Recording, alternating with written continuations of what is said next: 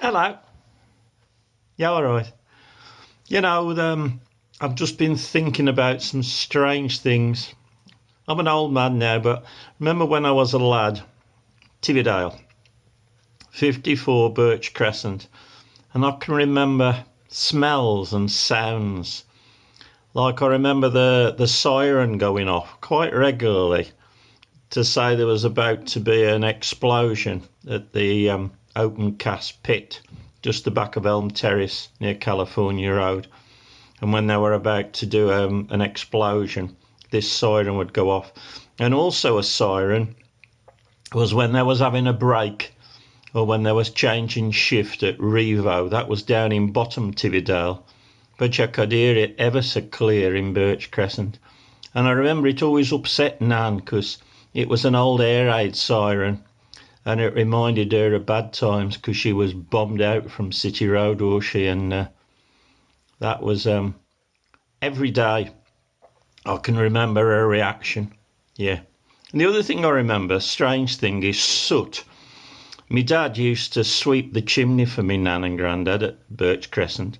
He had this set of rods which he screwed together. He went right up the chimney. He'd cover all the grate with these great canvas cloths, and then he'd put the brushes up the chimney, and he'd ask me to go outside and tell him when the brush had come out through the top of the chimney pot. But the smell and even the taste of the soot, and it was collected in buckets and put on my granddad's garden, and I can still taste and smell that soot today. That must have been about 1950s. Now in 1961-62, I went to the grammar school, and I can still remember this. You used to stand in the playground on a sunny, clear day, and you could hear the lions and the elephants making their noises in Dudley Zoo, which wasn't very far away, but it was just amazing. You could hear them. And it always gave me a bit of a giggle that you were in school, but you could hear lions and elephants as though you were on safari in Africa. And I don't know if you remember this, but if you go down Castle Hill and then by the station, which had lots of smells and noises there dear to the steam trains, but if you turn left, so you've got the bus garage, the old bus garage on your right, and you turn left going down towards where the Black Country Museum is now.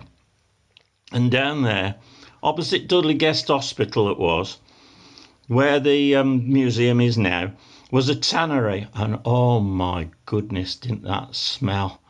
And I can still remember the stink of that, particularly on a hot day. Even if you had the car window shut, you could still smell the animal skins being processed, and the stink was, terrible. But probably the stinkiest place of all was in 1971, 1972. I had my first teaching job, and I was at St Michael's, just behind the Hen and Chickens, St Michael's Langley. And we were right next to Albright and Wilson, the chemical factory. And not every week, but very regularly, they must have opened the valves or something, because the stink was tremendous. They called it the tomcat smell locally, but it was that bad.